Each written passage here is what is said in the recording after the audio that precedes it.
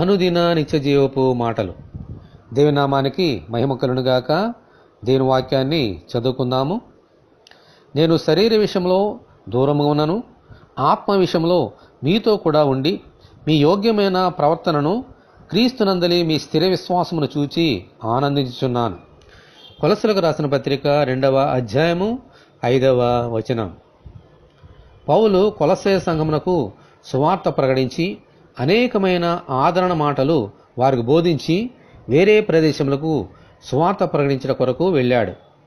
శరీర సంబంధముగా పౌలు వారికి దూరంగా ఉన్నప్పటికీ ఆత్మ సంబంధముగా వారికి దగ్గరగా ఉంటూ వారి యోగక్షేమములు తెలుసుకుంటూ దేవుని అందలి వారి యోగ్యమైన ప్రవర్తనను బట్టి వారి స్థిర విశ్వాసమును బట్టి ఎంతో సంతోషించాడు.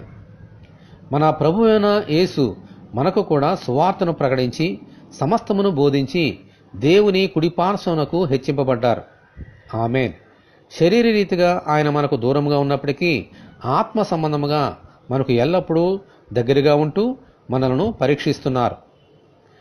కొలస్సీ సంఘం వలె మనము కూడా దేవుని ఆజ్ఞలను పాటించుచు మన యోగ్యమైన ప్రవర్తనను ఆయనకు కనబరచాలి.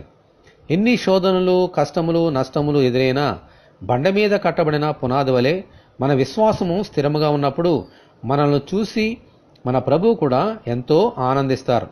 దేవునికి స్తోత్రము కలుగునుగాక. ఆమేన్. ఇటువంటి కృప కొరకు మనమందరము దేవుని వేడుకుందాము. ప్రభువా, మీకు వందనములు. మీ ఆజ్ఞలన్నిటినీ గైకొని మీ దృష్టికి యోగ్యముగా ప్రవర్తించినట్లును, ఎన్ని శోధనలు వచ్చినా మా విశ్వాసము స్థిరముగా ఉండునట్లును అనుగ్రహించమని, ఈ వాక్యం వింటున్న నీ బిడ్డలందరినీ అలాగున దీవించమని ప్రభు అయిన యేసుక్రీస్తు ద్వారా ప్రార్థన చేస్తున్నాము తండ్రి. ఆమేన్. మన ప్రభు అయిన యేసుక్రీస్తు కృప మనకందరికీ తోడే ఉండి నడిపించునుగాక. ఆమేన్. పరిశుద్ధ దేవుని మందిరం.